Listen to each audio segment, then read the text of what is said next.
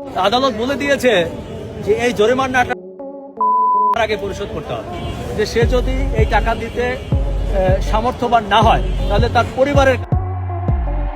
রামিসা মামলায় ঘাতক সোহেল রানা ও তার স্ত্রী স্বপ্না আক্তারকে রায় দিয়েছে আদালত এবং তা অতি দ্রুত সময়ের মধ্যে কার্যকর করা হবে।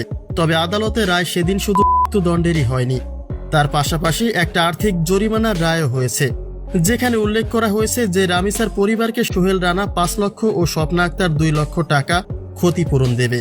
আর তাতে একটা প্রশ্ন তৈরি হয়েছে জনমনে, যে যদি হয়ে যায় তবে তাদের কাছ থেকে জরিমানা কি করে আদায় করবে আদালত। এমন প্রশ্নের একটা পরিষ্কার উত্তর দিয়েছেন সাংবাদিক আলী আসগর ইমন। তিনি বলছেন, এই জরিমানার বিষয়টি নিয়ে নানা প্রশ্ন তৈরি হয়েছে, কেননা কারো যদি হয়ে যায় তবে তার কাছ থেকে টাকা উসিল করবে কিভাবে। কিন্তু কোর্ট বলে ঝোলার আগে এই টাকা পরিশোধ করতে হবে, আর যদি তার নগদ অর্থ না থাকে তবে তার নামে যে সম্পত্তি থাকবে সেখান থেকে নেওয়া হবে, আর যদি সেটাও না থাকে তবে তার বাবা মায়ের সম্পত্তি থেকে উসিল করা হবে। এক কথায় এই টাকা পরিশোধ না করে পারবে না সাজাপ্রাপ্ত আসামিরা। যে সে যদি এই টাকা দিতে সামর্থ্যবান না হয় তাহলে তার পরিবারের কাছ থেকে আদায় করা হবে, তার সম্পত্তি বিক্রি করে এই টাকা আদায় করা হবে।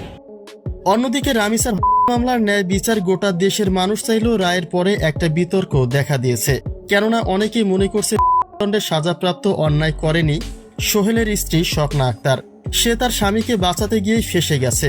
চোখের সামনে এমন ঘটনা ঘটে গেলে যে কারো মস্তিষ্কে তখন সঠিক সিদ্ধান্ত নেওয়া অত্যন্ত কঠিন। একজন স্ত্রী হিসেবে তিনি শুধু চেয়েছেন স্বামীকে বাঁচাতে।